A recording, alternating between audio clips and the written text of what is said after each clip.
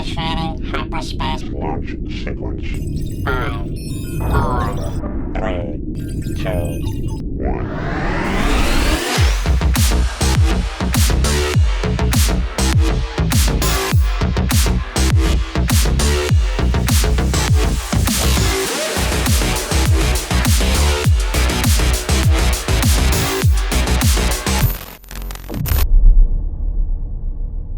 1. What's going on?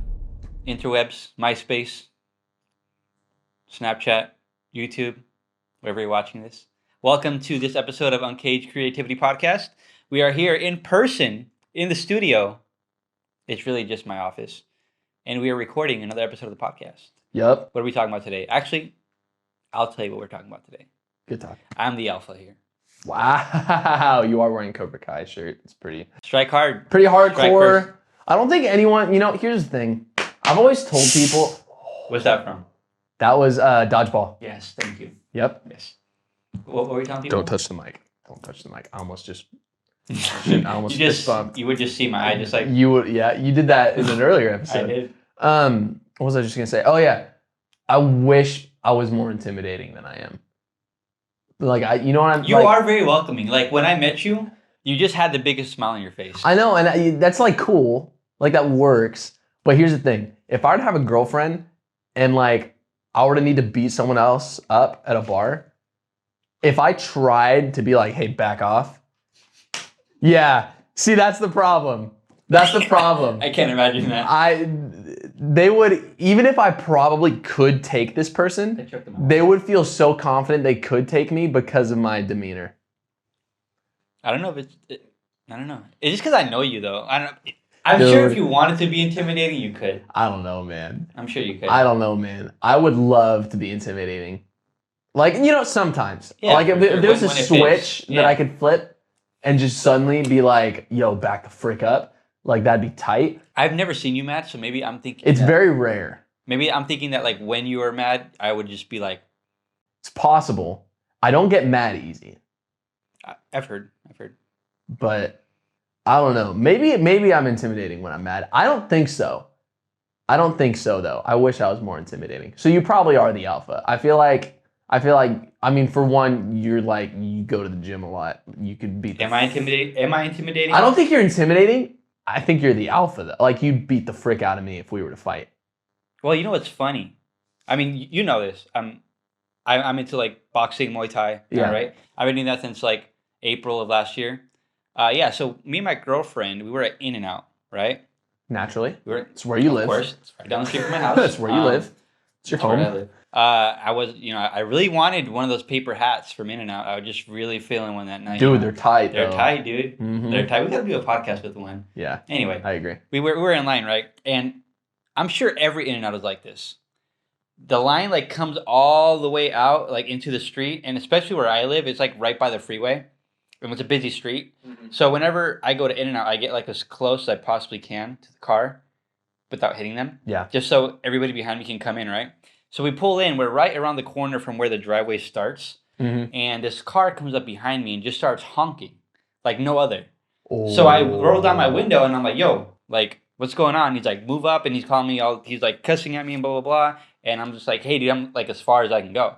So I roll down my window, whatever. The whole time he's behind me, just non-stop honking, right? The whole time. Oh my god. So then we finally make it through the driveway so he can get through.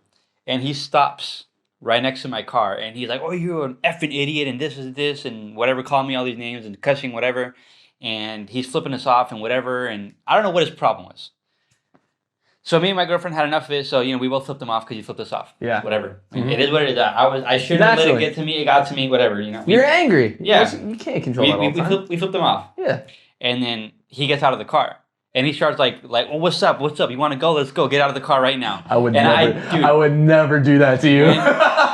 Not in a million years. But when he got out of the car, I rolled up my window. I was like, I didn't even look at the guy because he was intimidating. He was a big dude. I mean, he was kind of chunky, but whatever. And then my girlfriend decides to go, yeah, get out the car. Let's go. And the dude was pissed. No. And I was just like, in that moment, though, that's when I was like, yeah, I work out and whatever, occasionally. But if I wanted to be in an altercation with somebody, I don't think I could take them. Mm. I could probably get a few hits in, but I would Yeah. most likely just get like wrecked. Yeah. So that's why I started doing the boxing Muay Thai thing. Gotcha. Yeah. Dang. You heard it here first. What are we talking about today? We're talking about In-N-Out. No, we weren't talking about In-N-Out. We were talking about the Mike Shinoda thing. Oh, yeah, that. Mike Shinoda thing. Mike Shinoda. Yeah. Never heard of the guy. You've never heard of him? No. I think he was in Blink 182. that Spoon Man song. Is that not a thing? What is that? Spoon Man? What is Spoon Man? Who sing that? Alice in Chains? Spoon Man. No, you never heard I it? have no idea what that What's is. the name of that? My phone is You still threw your listening. phone earlier. What was it? Soundgarden. Soundgarden? Yeah. They have a song called Spoon Man? I've never heard the song Spoon Man. In my entire, like, never you were been joking. referenced. No. That's hilarious. Wow. No. Not who Mike is. So for those of you who don't know, I looked at the camera. Dude, when I was doing so good, I'm too. sorry, one more thing. When I thought of Spoon Man, I just thought of what's the name? Abracar? Pokemon? The dude with the spoons? Abra. Abra. Yeah. All right. And then when you evolve him, he turns into Kadabra. Yeah, that's what I was thinking about. Was that the one with the little Fu Manchu Mhm. coming out? Yeah. Mm-hmm. He's yellow. Yeah, that Yeah, one. that guy's sick. Yeah, you know. Electric type. You know who's sick? Gengar. Gengar, literally. Oh yeah, yeah. Mm-hmm. Or Ghastly, Ghastly. Haunter. Those are my 3 favorite Pokemon. Really? You know who this is ridiculous. You know who my favorite Pokemon always was? I would Well, always, I got you. I got it. Do you really think so? I think so. Who is it? Squirtle. No. No? It's worse than that. Magikarp? No, it's worse than that. Well, no, it's not. Mr. Mime? Let me correct that. There's no Pokemon. The thing about Magikarp is it still turns into the freaking, you know what I mean? Gyarados. Yeah. It's worse than that. Mr. Mime? Worse than that. I can't. What was it? I can't. First gen. Okay. We've never talked about Pokemon. No. I had no idea we could hold a conversation like this. Dude, Charmander is my guy. I mean, Really? I know I like the 3, Haunter. You know, I Ghastly. always started with Charmander too. Me too. What was your favorite Pokemon? So, let me explain myself. No. The video game. Oh, video game? Video game. First gen, dude. Nothing tops. What was that? What was that called? The first one's on the Game Boy. Okay, I was about to say, I was like, do you know what a Game Boy is? Dude, yeah. Okay. I was raised on that. Okay. I was raised on N64 and Game Boy. Okay. Mm-hmm. Yeah, that's the good stuff. Mine was Red. Yeah. Was that the one? Yeah. That was the best Fire one. Red? Yes. Yeah. Yep. Yeah, then there's the yellow, then there's a Fire Red, and there's a Ruby one. Yeah. Who's your favorite Pokemon? Fire Red was best. Okay, so let me explain. I would have one of these. It would always be my starting Pokemon, like in the starter in my lineup. I would rank them up way too high. I love freaking Raticate. Oh, that's a good. Dude, when he has that claw. Is that little? What is that? Is it Hyper Fang? Is that what he does? Yeah. Dude, that move wrecks. Is that little yellow dude No. with the shell? No. Oh, is that the mouse one? Yeah. Oh, yeah, that one is pretty lame.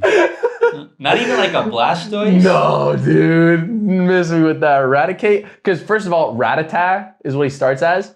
So fun to say the word Rattata.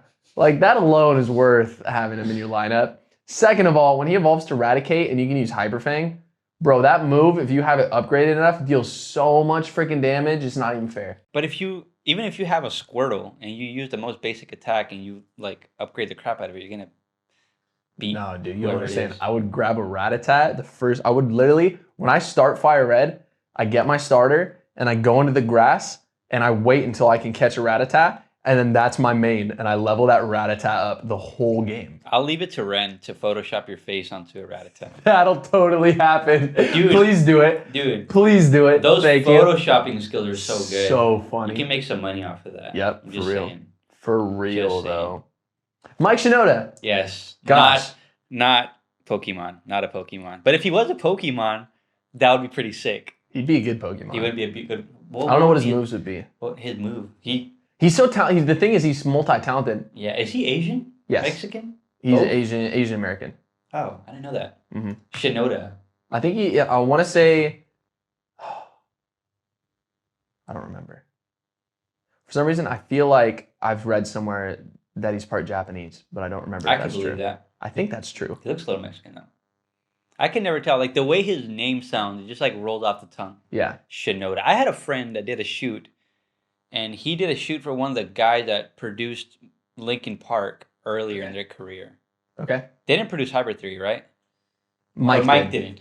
Mike produced the majority of Meteora and Hybrid Theory. I think they worked with other producers though. I forgot who it was, but he showed me a Instagram video of him at the dude's house that helped produce Hybrid Theory. That's pretty cool. Yeah. But anyway, the Mike Shinoda thing, that was on another level of like excitement for you because you called me, you told me that he offered to produce a song for you. So how'd that work out? So first of all, we haven't even said who he fully, I guess we've kind of alluded to. So Mike Shinoda, if you don't recognize the name or if you recognize the name but can't place it, he is, the main place you'll know him is he's the rapper for Linkin Park. He also plays rhythm guitar and keys for Linkin Park. He did a ton of the composition, ton of the production. So he's heavily involved in Linkin Park and in the writing and vision of Linkin Park. He also does Fort Minor, which if you recognize that name because Mike is the guy who does this is 10% luck, 20% skill, 15% concentrated power of will. That's Mike. Because I forget Mike. He's saying that about himself. Yeah. That's Mike Shinoda. He also, for those of you who don't know the story of Linkin Park, he wrote an album called Post Traumatic after the lead vocalist and his bandmate Chester Bennington passed. And he wrote an album called Post Traumatic just under his name that kind of processed his feelings, kind of moving on from, well, not moving on from it, but just what it felt like to lose someone and what it felt like to lose really what your career was built on. Yeah. The album it's really amazing, heavy, but amazing album, heavy thematically, not in genre. So super talented guy. He's also like a really talented illustrator. He does sketches, he does paintings, he does makes drawings. Those? I didn't know that. What was the name of that song that you told me to look up? By Mike Shinoda that you said something about if only I heard the words. What the words meant. What the words It's meant. on the deluxe version of Post Traumatic. It's the last song. I'm adding that. Anyways. That song's hard to listen to. I was looking for it the other day. Or over again. I would, if you were to listen to 2 songs off of that album as like a Linkin Park fan, those would be the 2 I'd recommend because they're just really powerful songs. With the words lyrically. Added. So what happened was Mike Shinoda, for those of you who don't know what he's up to lately, he is a Twitch streamer. So 5 days out of the week, he's on Twitch from 10 a.m. to 12 PST, Pacific Standard Time. And he'll do streams where he's either drawing something or where he's doing a freestyle beat. He does this thing that's really fun called Bowl of Destiny, where he lets the chat choose like 3 or 4 genres of music, and then he fuses them together and just does an instrumental track with those genres. That's super fun. But he recently just started doing this thing called Shinoda Produce Me, which is where the people in the chat, he calls them the AN Army, and he basically has them discover artists, send them his way, and if he likes an artist, he's going to produce them on his channel. So he likes you? Apparently, because what happened was on January somethingth, I was on my phone. It was whatever day we released the novel. We just released the novel like a day or 2 before. And I was on my phone and I just out of the blue get a DM from Mike Shinoda. That literally like the whole DM just says, hey, would you be interested in me producing one of your songs on my Twitch channel? What kind of question is that? I know. Obviously, I'm going to say yes. Yeah. I guess being Mike Shinoda. I guess this guy has no idea if I know who he is. Oh, that's true. Probably because I'd posted something about it. I think he had no idea. You rap over his beats on TikTok. On TikTok, he messaged me on Instagram. Oh. And so maybe somebody saw it on TikTok. I don't know. He's messaged people through TikTok if he found them on TikTok. So somewhere on Instagram he found me because he DM'd me and was just like, yo, how would you feel if I produce your stuff on stream? He doesn't realize at this point, I'm assuming he doesn't realize, maybe he stalked me beforehand, I don't know. But I'm assuming he doesn't realize that he's like one of my musical idols, one of my musical heroes. Mm-hmm. He's like super, I remember when I first dropped Seasons, Ian Craig heard Seasons and was like, dude, this is like a Mike Shinoda solo track. Like in terms of the energy and the drive I put into it. Even the way you rap is Mike Shinoda. Yeah, I've heard, a lot of people have told me that my vocal tone is Chester and my rap tone is Mike. I would say so. And I think that's super that's sick that people hear that.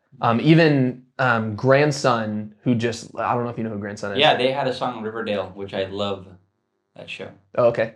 Grandson, he listened to my music. Yep, he shouted you out too. Yeah, and he said that I sound like early Chester Bennington, which was like, oh my gosh, like big compliment for me. But I've always been told, like, you can hear their influence in my music. They're super important band to me. And then this guy reaches out of the blue and is just like, yo, I want to produce your stuff. And so I like immediately am like, yes, let's do it. And I respond saying, question, I do a lot of different genres of music. I don't know what he's heard.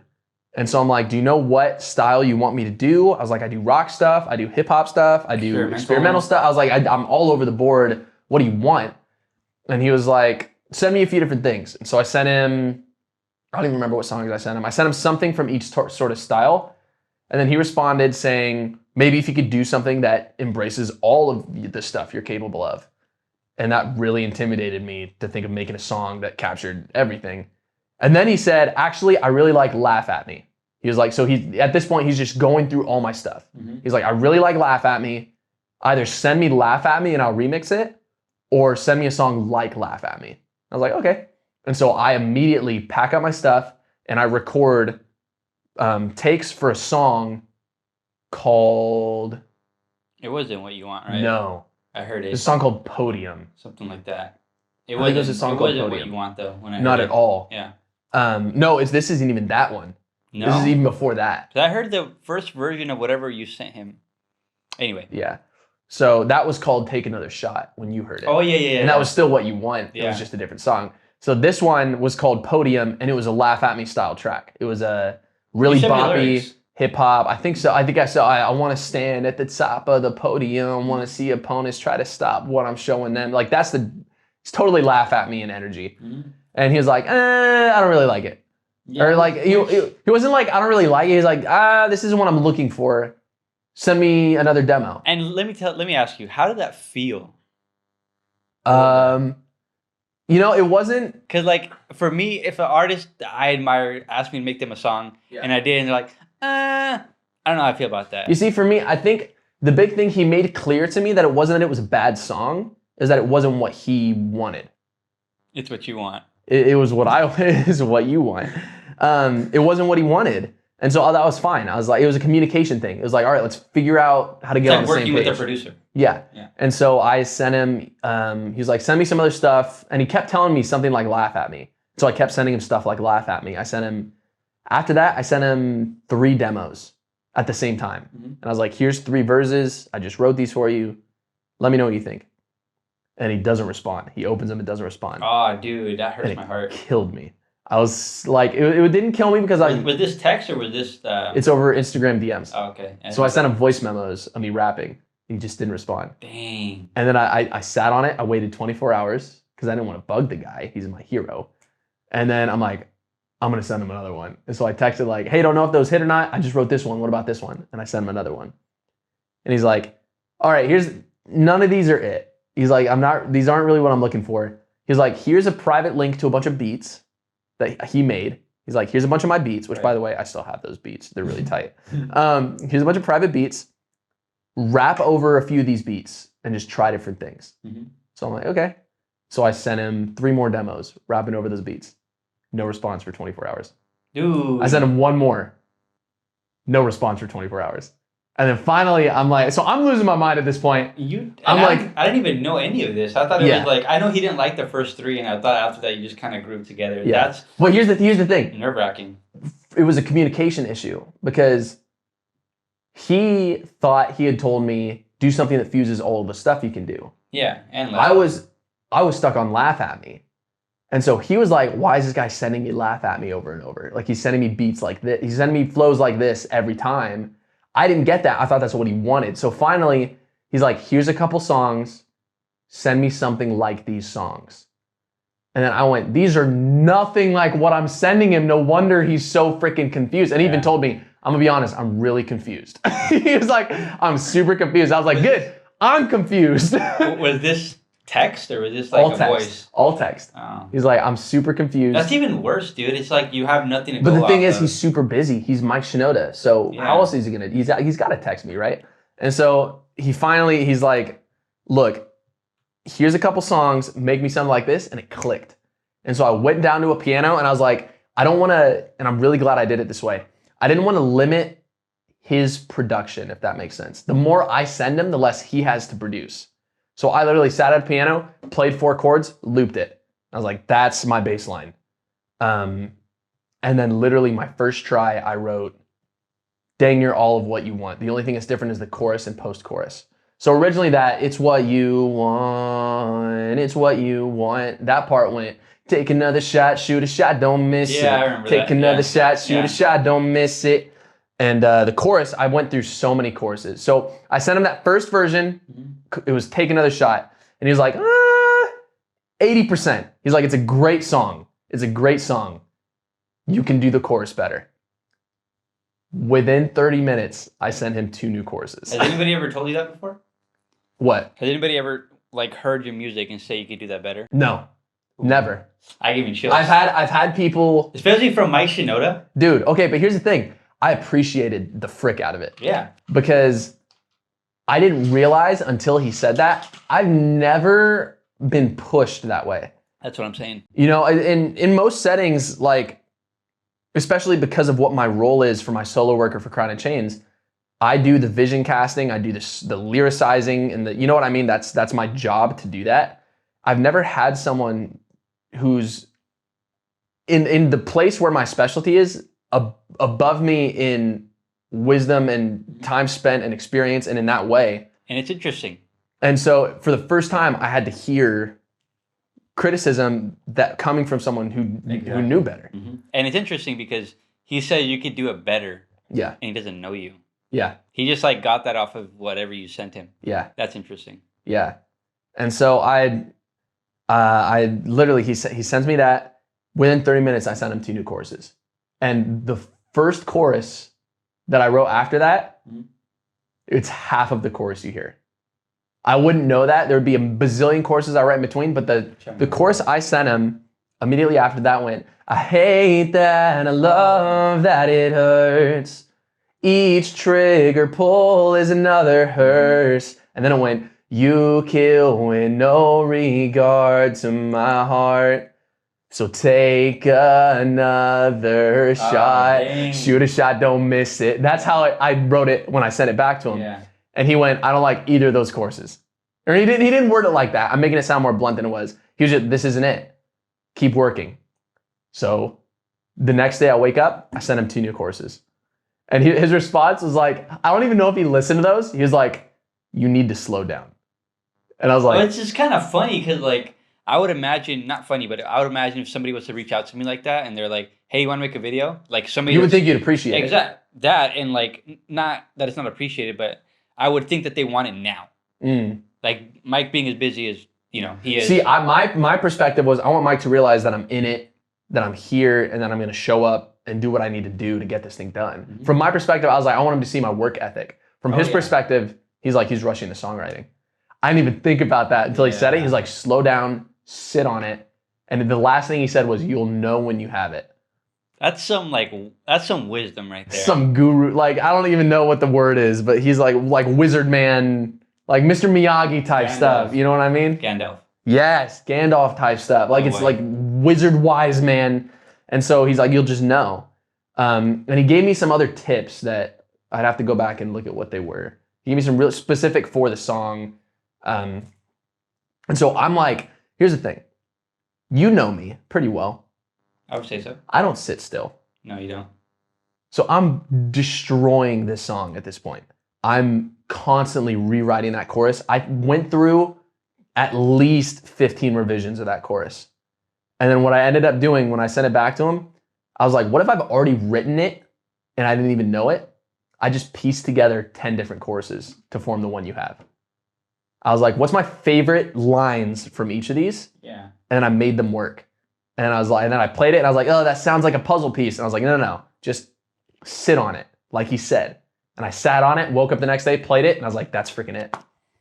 And even I had told myself, I'm not going to send this to him till Thursday, which is giving him 4 days. I sent it to him Wednesday because I was so sure. I was like, this is it. And then he sent back, literally, I send him this song. He opens it within 30 seconds. That's crazy. And I'm like, the world froze. I was like, and then within a minute, that's it. Send me, and then he says, that's the one, send me full res files. That's the message I get back.